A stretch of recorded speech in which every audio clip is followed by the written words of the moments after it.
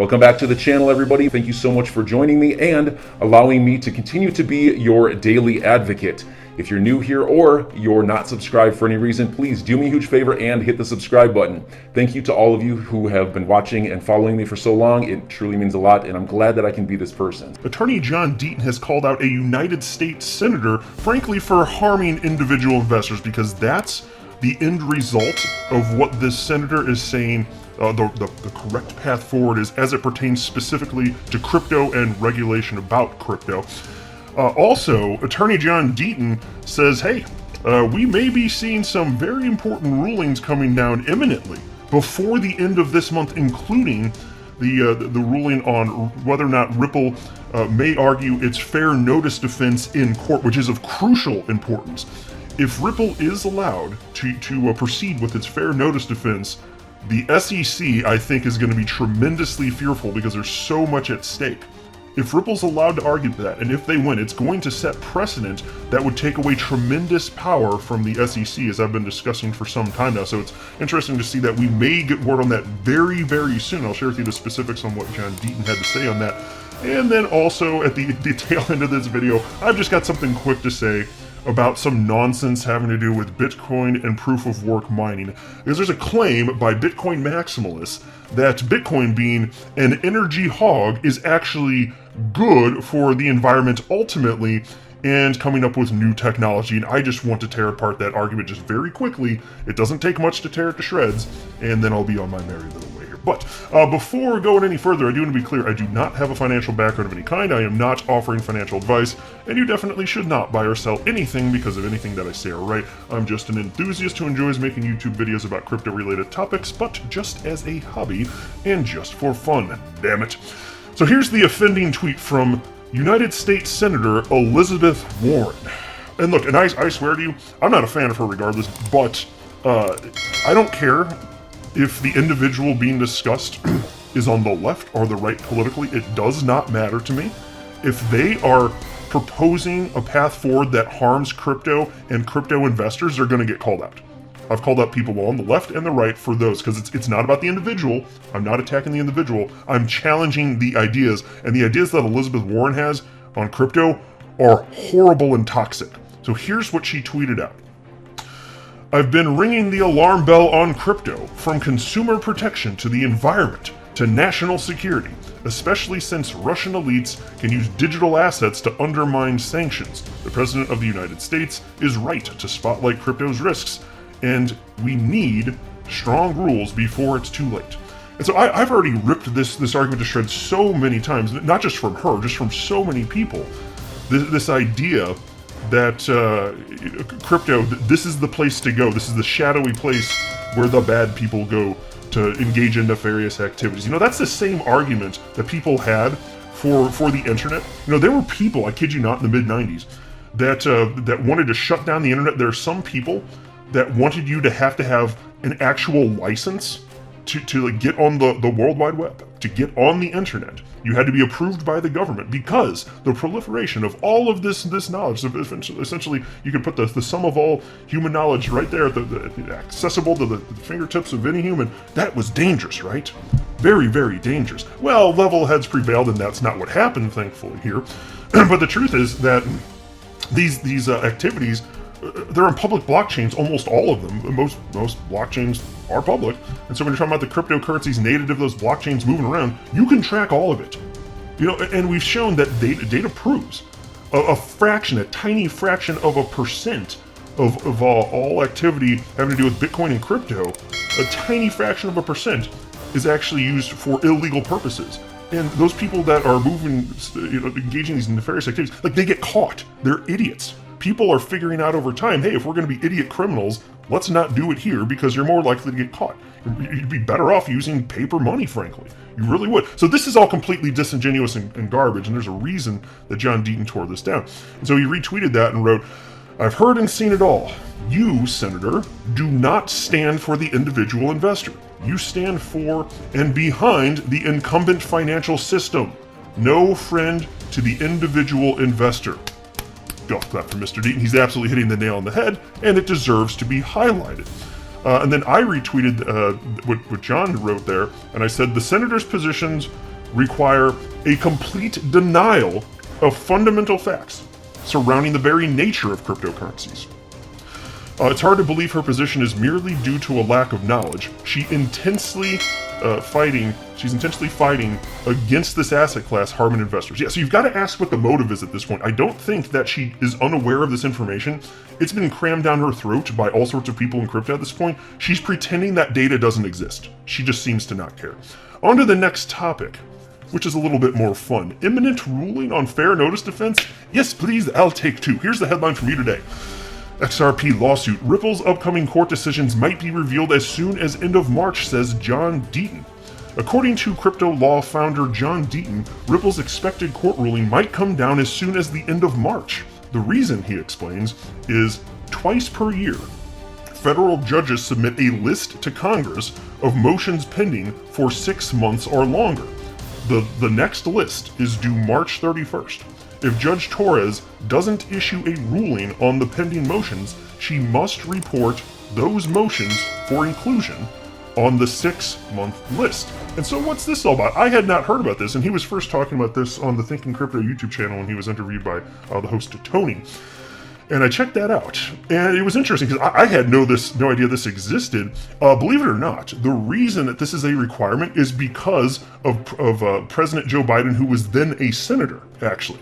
So I did a minimal amount of research here. It didn't take much, just a quick Google, and I came up with this article. This is very interesting because you might be wondering, why does a judge have to report every 6 months for motions that are pending past that range? And it's actually pretty much what I personally was guessing, but I wanted to get some verification on that. But check this out. This is from jdsupra.com. This piece is from last year. It doesn't matter when it's from, it's relevant regardless. But it's titled, "When Will the Judge Decide My Motion? Insight from the Civil Justice Reform Act." It can be tough to wait for a judge to decide your motion. Lawyers and clients generally want a decision quickly, but sometimes that doesn't happen. A little-known law, though, might help you learn a bit more about when your next motion will be decided. Under the Civil Justice Reform Act of 1990, judges must report motions that have been pending for more than 6 months, twice a year, once on March 31st and again on September 30th. Generally, a motion is considered pending 30 days after it's filed. So that's why John DeAton was saying, if the judge doesn't want to be reported in this capacity, then she has to give a ruling on the fair notice defense. It has to be announced before this month's over, period. Has to be, or else has to go on this list. And so what's the rationale for this? Well, it is what I was guessing, so check this out from the article. The Civil Justice Reform Act, introduced by then Senator Biden, included a finding that, quote, the reduction of delays in deciding fully briefed motions can be encouraged by substantially expanding the availability of public information about backlogs in undecided motions, end quotes. In other words, the idea was to name and shame judges with many pending motions. So how about that? So that could mean potentially that this would be a nudge to get the judge to rule on this sooner than later, which I wouldn't mind happening. As far as whether or not this is a good or a bad policy to have in place, I don't know. See, the way that I work in life is, that's the reason that you get a lot of I don't knows from me. I mean, but when I do believe something, it's because I've done a sufficient amount of research, let's say, and then I have a strong opinion. But when I don't know something, it's because I would want to hear the opposing viewpoint on this, so I don't just go to, oh yeah, that sounds good. Yeah, 6 months, why would you want to go past that? No. See, I'm not telling you what to think, it's more about how to think. So my curious mind is like, okay, that's compelling, maybe it is good. Maybe this is legitimately a good thing, generally speaking. But on the flip side, I'm also sitting there wondering, okay, but, I don't have a law background. Before this thing was passed, I'd just be sitting there thinking, okay, I'd want to go to people operating in the space and be like, okay, so how much time, like what's your workload typically? How much time do you really need to get these, to consider these motions and rule on them? Like, what is actually normal and reasonable? Is 6 months even reasonable? Because I can respect the idea of not wanting a motion to be pending in perpetuity for a prolonged period of time, I can understand the need for that. And also I'd want to know, are there other safeguards in place that would have made this law redundant? So there are things, it's more about having a curious mind. It's not what to think, it's how to think. And that's why, is this good or not? My answer is, I don't know. I'd want to hear the opposing viewpoint first. In this case, either way though, since it's in place, perhaps in this specific instance, it could be good for us if we want to ruling sooner than later in this, if it nudges the judge. Now, the judge doesn't have to rule prior to this, but it very well could be the case.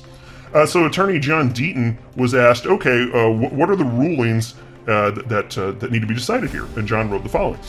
Judge Torres ruling on motion to strike fair notice defense and individual defendants' motion to dismiss. I also believe Judge Netburn's ruling on the 63 emails and the Estabrook notes come down any day. All right, now on to this. There was this tweet from Bitcoin maximalist Anthony Pompliano. He shared the following with his 1.5 million followers all up on the Twitters. And he wrote, proof of work mining will drive energy independence. Audible sigh. It's just like facepalm, audible sigh, all that jazz. That is ridiculous. Look, think about how supply and demand work.